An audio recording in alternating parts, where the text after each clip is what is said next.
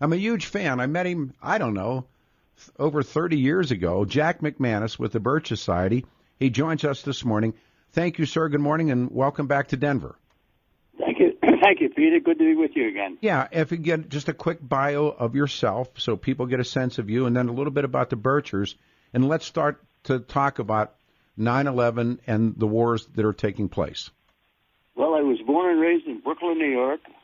I ended up at Holy Cross College in Massachusetts, got a degree, took a commission in the United States Marine Corps, served 3 years, started a career as an electronics engineer in 1960, and in 1966 I gave it up and joined the staff of the Birch Society. Served as the public relations director for many years, and since 1991 I've been president. What was the defining or perhaps the seminal moment that made you come into your thought process that you have today? Probably my father. 1945, I was 10 years old. I was studying geography in the grade school I went to there in Brooklyn. And I said to my dad, how come if the Russians are our allies fighting the Nazis, they're not fighting the Japs? They have a border facing Japan. And my father said to me, that's a very good question. The answer is they're no good. The next war is with them, and you'll be in it. And you want to have an impact on a 10-year-old, that's a pretty good way of doing it. My father was an anti-communist. I was an anti-communist right from day one, I guess. And my father was also a big supporter of Joe McCarthy. Mm-hmm.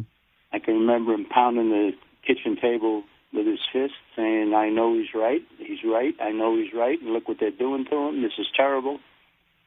My dad's opinion about that has certainly been vindicated by a great book that was published recently called Blacklisted by History. It's a story of the Joe McCarthy era and all of the charges that Joe McCarthy made that have been proved true. So, you and I have a really opposing view on the Japanese and the Russians, and certainly an opposing view on Joe McCarthy. We have had this out before. I don't want to eat up our time with it, but if you want to, I'm willing. But anyhow, I didn't mean to interrupt. If you would continue, I'm sorry, Jack.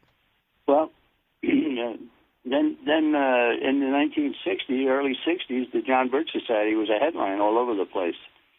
And I waited. I was a big fan of William Buckley at the time. Mm-hmm. I was reading his magazine. I can remember saying to myself, well, what's Buckley think about this Birch Society? And nothing happened for a whole year. And then finally he came out with a 6-page editorial saying, in effect, that there's a lot of good people in the Birch Society, but they ought to get rid of that screwball Robert Welch that's running it. Yeah. And I subscribed to that view. I didn't know anything about Welch. So I wrote him a letter and thanked him for it, and lo and behold, they published my letter in the magazine in the next issue. And because they did, a fellow looked me up and wrote me a letter who was in the Birch Society, and he said, are you basing your attitude about Robert Welch regarding what he said or what others have said of him? I thought that was a pretty good question, so I wrote back to the guy and said, if you got something you think I ought to see, I'll be glad to take a look at it. And my intention was to show him how stupid he was. But what he sent me really impressed me, and I said to myself, maybe I got this thing all wrong, so I started doing some heavy digging, and I ended up joining the Birch Society. And then I started chronicling William Buckley, and I wrote a book that's, good 10 or 15 years old now. A book about William Buckley. Yeah, Buckley's a really interesting man. Really is. Yeah. My book on Buckley calls him the Pied Piper for the establishment. Yeah. Whenever they needed somebody from the so-called right to come ahead and back what they were doing or what they were saying, Buckley was their man, and he did it over and over and over again. You know, he was influenced by Whittaker Chambers. I've read so much about Buckley. He was the guy that put the cap on Whittaker Chambers. No, that's what I'm saying. Yeah. That time period is so. I mean, I've read in that in that cauldron, if you would, where there's a relationship between Joseph P. Kennedy, the ambassador, and Joseph McCarthy, the senator, including using Bobby Kennedy as he's a witch hunter. Bobby Kennedy joins, and they finance Joe McCarthy, and I mean there's a really interesting relationship. And according to a book I just finished on Jackie Kennedy, that Joe McCarthy was actually dating one of the Kennedy daughters. Correct, and he's the godfather of Robert Kennedy's oldest son. He's Robert. I mean, people think about about Joe McCarthy and the Cold War, and think about the Kennedys, especially Bobby, and it was anything but. Bobby Kennedy joined that staff along with Roy Cohn and those guys, and they were what people dubbed the witch hunters. But Bobby Kennedy was right in the middle of all of that. Yeah, well, the Kennedys were backers of Joe McCarthy. Absolutely, yeah, big time. He was going to Florida. Went to Florida. Went to Florida with him. Yeah, he played the touch football games on the front lawn in Sport, Massachusetts. And which one of the daughters was it? Eunice or one of them he dated? I'm not sure. Was going to marry her. It was one of them. I'm not sure which. He was going to marry her, and no, it was there. And actually, in that time period, according to this recent book that I've read, is on Jackie Kennedy, that Joe Kennedy, Richard Nixon meets Jack Kennedy in Congress, and Joseph P. Kennedy sends money out to Richard Nixon at the time he's locked in that fight with Helen Gahagan Douglas, and one of his principal funders in the race is Joseph P. Kennedy, the ambassador. He was all over the lot. He did some good things and he did some very bad things. Amazing guy. He creeped, and he's just for another morning. Let me come back to. It's been 13 years tomorrow since the nation was attacked. What do you think, number one, was behind the attack? And now, some 13 years later, and I know that you've waded through Dick Cheney and George Bush. Let's just take them on first. So let's initially take us back. 13th anniversary of 9/11 is upon us. Why did that happen? It happened to send a signal to the United States that you're not protected, you're not invincible, we can get you, and so on. Militant Islam was demonstrated at that point that it had clout, and the clout that it has is certainly being demonstrated today in Africa, in Middle East, all over the place. And it's a scourge that has to be faced, it has to be discussed, it has to be talked about. What are there, a billion and a half Muslims in the world? If only 1% of them are militant enough to carry out that's still a big number. And that's what we seem to be facing. You got the Boko Haram in Nigeria. You've got the ISIS in Syria. The Brotherhood. You get on a list of people. Hamas, Black September. Right, and you've got even in India now the Muslims making noise. That's been a huge fight. I mean, when people history really covers up for Mahatma Gandhi, but the war between Hindus and Muslims when independence comes, I mean, how many people died and still die because they declare war on each other in India? They certainly do it in Pakistan. The wars on the Hindus are horrible. And in Hindu wars, they stop trains and kill everybody on the train. Yeah, and they've done that recently. Yeah. ISIS has done that in Syria and in Iraq. Let me ask you this. Jack McManus from the Birchers with his 710K and U.S. Peter Boyles. Why did George Bush invade Iraq? He invaded Iraq because Cheney and Rumsfeld were really running the show, and they wanted to build an American empire. They wanted the United States to be the leader of an empire throughout the world. I agree.